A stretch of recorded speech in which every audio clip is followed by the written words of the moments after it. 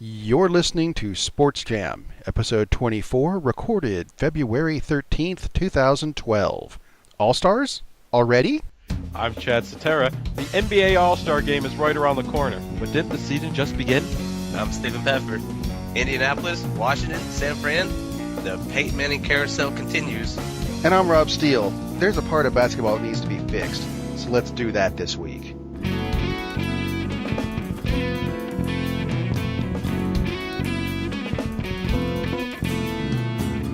The NBA season began on December 25th. We are in the week of Valentine's, which is less than 2 months since the season started, and guys, there's an All-Star Game coming up. What in God's name is going on? All-Star Game, is that what you call it, Chad? Well, middle of the season would actually put it, in April?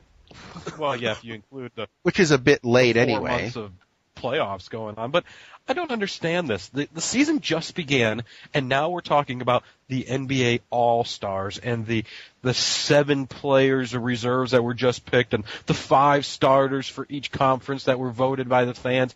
When did these fans have time to vote for anybody? The dang season was on lockout until December 25th. Most of the players hadn't even got started. I mean, they just started. So, I mean, the slow starting people, I mean, they're not going to make it on there. Well, that's true. Didn't Shaq get votes?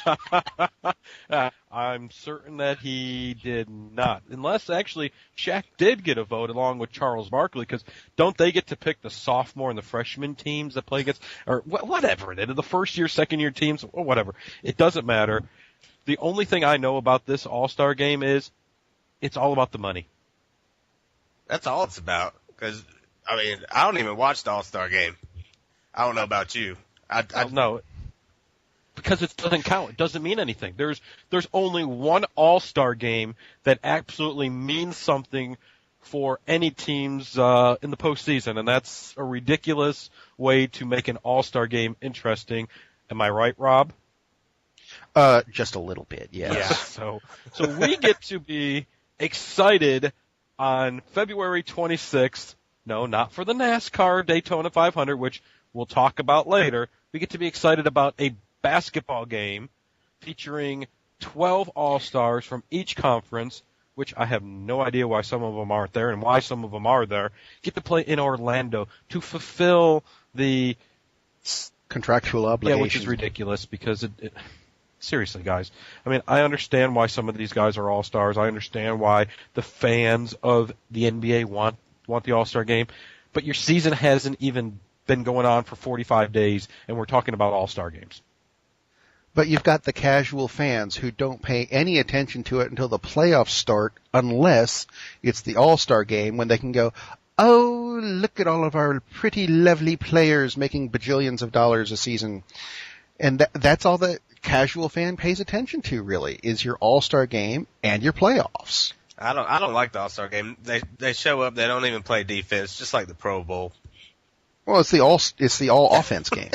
That is true, because if there were any defense played in any of these games, other than baseball, which you have to play defense, there was no defense in the NFL Pro Bowl game. I mean, that game was 100 to 90. There was no defense in the NHL All-Star Game, which I think it was 25 to 21, something like that. And there's not going to be any defense in this game, so what is it for? It's for the showcase. So, okay, here we go. NBA All-Star festivities the Saturday before, and we get to see a slam dunk contest, which the man that won it last year, Blake Griffin, said, I'm not doing it this year. Isn't that what always happens? The people that need to be there don't go because they don't want to tire themselves out. Come on. Because there's what they can don't you care jump about over They now? don't care about the fan. He didn't. That was lame anyway. He jumped over the hood. I can jump over the hood of a car. Well, I don't know about that. You are vertically challenged. So. Do you even actually come up over the hood when you're standing next to it? Barely. Okay, so what is the challenge of the NBA festivities? 3-point contest, the Larry Bird contest. Okay, who do we have here that I'm going to count on the East team to shoot 3-pointers? Paul Pierce. Dan Marley. No, Paul Pierce, who is the number 2 all-time leading scorer for the Boston Celtics. Congratulations. You are an all-star. Hey now. against, I don't know, let's see, Steve Nash, the John Stockton. only Canadian on the Western team. John Stockton is retired. But you go to the slam dunk contest. So's Marlon. You go to slam dunk contest, though, and this is why I think the NHL does it better than any of the other sports. The NHL uses only the guys that are all-stars to compete in these skilled challenges. And they did a great job. The shooting contest, the speed contest, the obstacle course that they had. What does the NBA do? Okay, we are going to invite some lowlife name that's going to put on a Superman cape, try to fly over Spud Webb, and slam dunk a ball on a 4-foot rim. Not exciting. Not anymore. I mean, the only way that this would actually be exciting is if you take the guys, the 24 guys that were involved in this, and say, okay, if you really think you're a good slam dunker, hey, his name's Yao Ming. Slam over him with his arms extended. Good luck. Good luck on that one, right? No trampoline. No trampoline. Aw. Come on. This. Maybe we could get them to all play slam ball. Do you guys remember that? Oh my Lord. That was fun. To watch. It I was agree. fun, but it was, come on. It was such a novelty. Well, I didn't say it wasn't gimmicky. I just said it was fun to watch. Got a good point. Well, there's no way we can sit here on our Sports Jam segment today and try to fix the NBA All-Star Game. But Rob, in the intro, you said there's something that you would like to fix in basketball. You've got a new segment for us, am I correct? Yeah, I do. I had music, but it sucked, so we're not using it. We're going to... something that's always killed me about... It's the last hour of the basketball game. Not the first 3 quarters, it's or even the first half of the fourth quarter. It's the last hour of the game when one team is behind, and so, of course, in order to attempt to get back into the game, the formula for the end of the NBA games ends up with hack, foul, free throw, rinse, lather, repeat. Rinse, lather, And repeat. that just... I don't know if I've seen the kitchen sink involved. Everything but. I mean, it's boring. If I wanted to watch people, shoot free throws, there's a park down the street with kids that practice free throws. I'll go watch them. Is that not the best strategy, Rob, to use? No. I think they should actually, they're getting paid bajillions of dollars. Make them play the game. Here's what I think we should do. In the last 2 minutes of any basketball game, and I'm going to include college with this, and high school, I don't know, I've never been to a high school basketball game. I have a feeling they do the same thing. Here's what you do. Last 2 minutes of the game, click, 1:59 on the clock. All fouls immediately result in an automatic 2 points for the other team. Then they get the free throws. What? That way you will not foul everybody, stop the clock, and drag it out for another week while we wait for you're down by 76. Just finish the game. And that you can't. God, it's so boring. And people, okay, now here's another thing. People talk about my sport, baseball, taking too long. Hush for a second, because this is All right. where I think Stephen and I want to talk to you a little bit about. You talk about boring. Stephen, you and I talked about this before we started the show today. And one of the things we discussed was Rob wants to fix basketball by eliminating the fouls at the end of the game. Right. Does it sound familiar with his sport, baseball? There's a couple things. Why do you throw over the first? That's just waste of time too. I'd like to get that cut down. Why do they Why? step out of the batter's box every time after every pitch? Let's fix that. Okay, you guys want to talk about this though? Check this out. The average NBA and NFL are both games on. I'm putting this in bunny rabbit ears. Rigid clocks. The NBA has 48 minutes of actual game time, but no. 48 minutes. How long do the games last? Over 150. The NFL has 60 minutes on its clock. it averages over 180 minutes per 3 game. times. Baseball has no clock. 170 minutes. That's including everybody stepping out. So you're If we get people to stay in the batter's box, if we cut out the fouls, and for God's sake, let's cut out the NFL halftime shows. Please. Thank you, especially the Super Bowl ones. We'll get everything done. I went over those this week, and was there, I mean, we talked about this briefly last week, and I know you didn't want to talk about it this week, but haha, we're going to. Was there ever a good NFL halftime show? Okay. Yeah. I agree with you on that. Actually, you know what? I take that back. The Black Eyed Peas halftime show was awesome a couple years back. Was that the guy who dressed up like extra from Tron? Yes. And they had Okay. little TVs on their head while the fans did, as I said. Anyways, now, you know, Rob, I can understand where you get frustrated with the fouls. And no doubt in my mind, Yes. I cannot stand watching a basketball game. Hey, it's 82-75, 1 minute to go. I turn it off, and I turn on SportsCenter the next day, and oh my Lord, the team that was down by 7 wins by 12. How does that happen?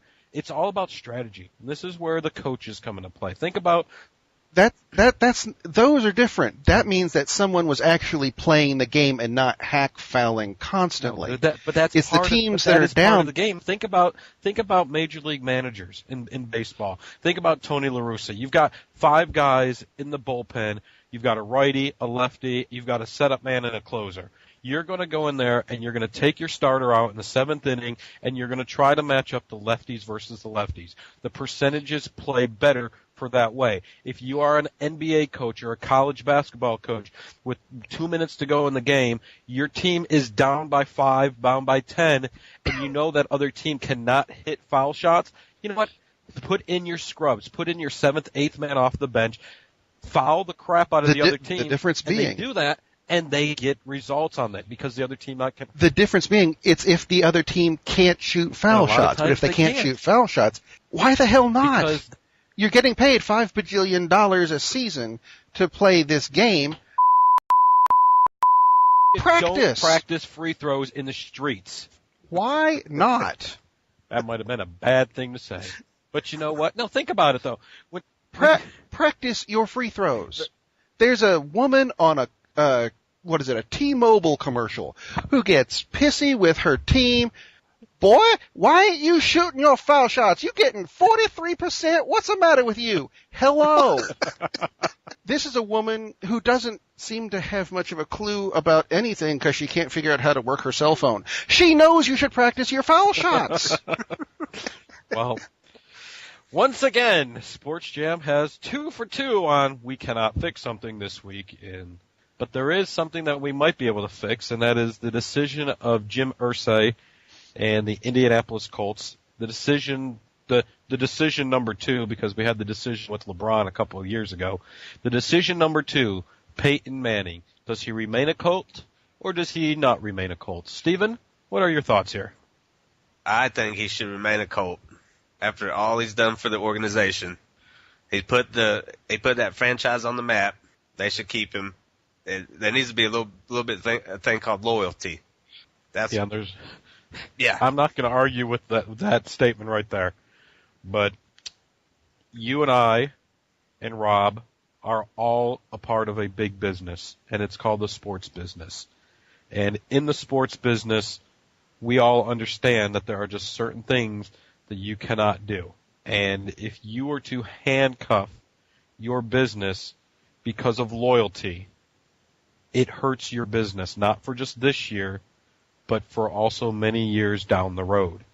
And I absolutely love Peyton Manning as a competitor. When he was at Tennessee, I couldn't stand him because that's all I heard in the Tennessee schools. Even up in Clarksville, Tennessee, which is 300 miles from Knoxville, that's all I ever heard was Peyton Manning this, Peyton Manning that. But now that he's a professional, and he is probably the best quarterback we've ever seen, it's about a business, and I cannot see the Colts hanging on to him, especially with a $28 million signing bonus due to him on March 8th. Then you talk to him and ask him to restructure it. You don't get rid of him. He's put you on the map. And Andrew Luck going to learn from him? He's not going to come off the street and be a superstar. There's no way. You saw how Indianapolis is without him. They're horrible. I agree. However, you've got to start new.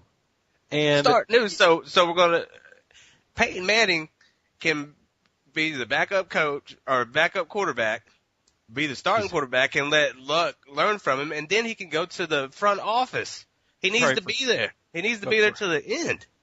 But for $28 million, and you say restructuring. You say restructuring. The Colts cannot restructure that contract. It is not possible. Peyton's can say, in order for them to do it, they have to release him and then re-sign him. Which, let's go to this. Where is the carousel going to end for Peyton Manning? You would like to see him stay with the Colts. The problem is for $28 million, can he really stay with the Colts under current contract?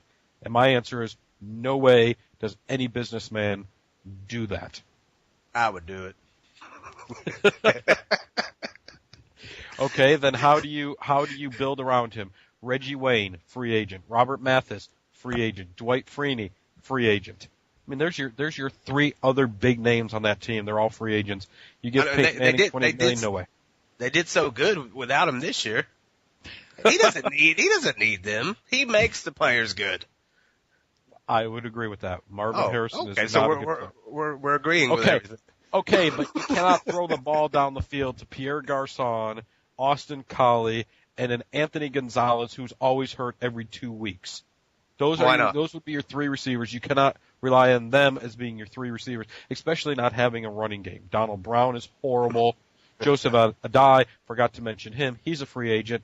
The Colts have to rebuild. They have to start anew. They have to start it with Andrew Luck. No ifs, ands, or buts, in my opinion. You want to keep Peyton Manning. But let's say go ahead. Well, where's he going to go then? Well, that's the question I was going to ask you. I mean, he gets cut. And right now people are saying he should retire. He doesn't have the arm strength. You know what?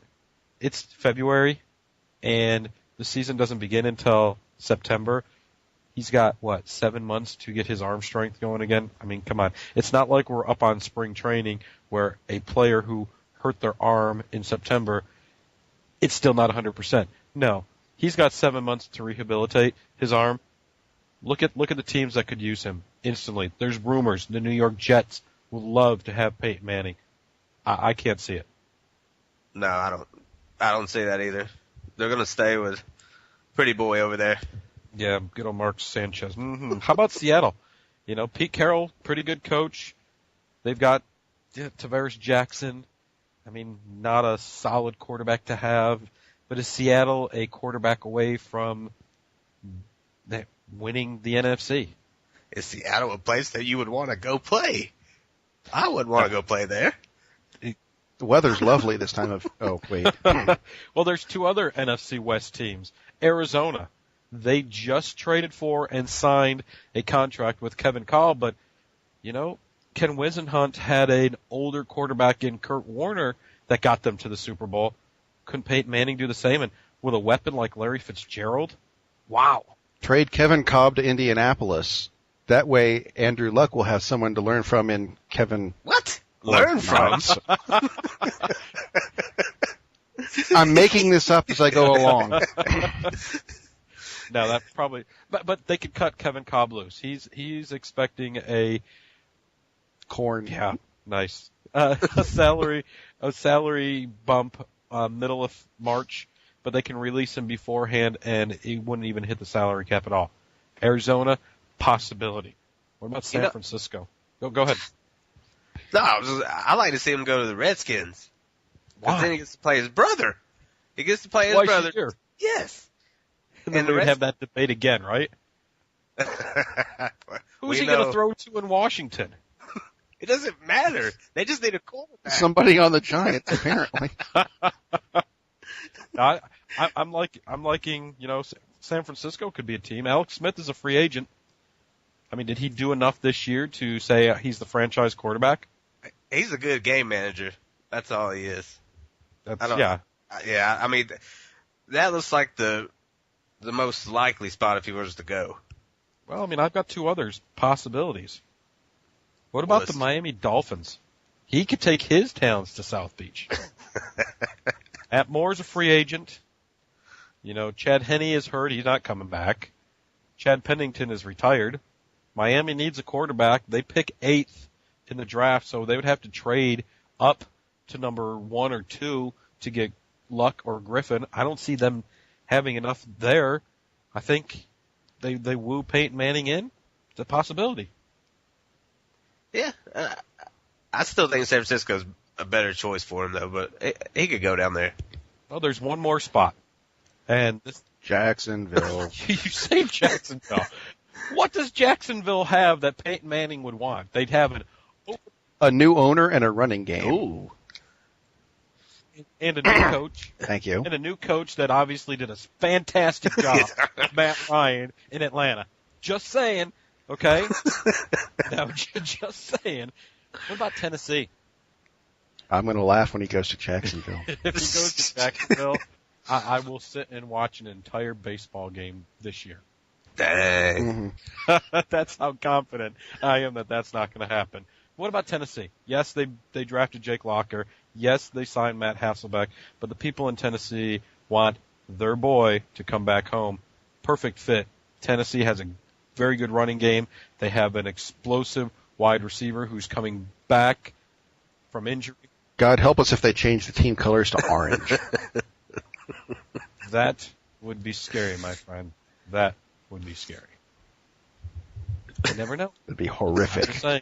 Horrific. Peyton Manning, Tennessee Titan. Who knows? We won't know right yet.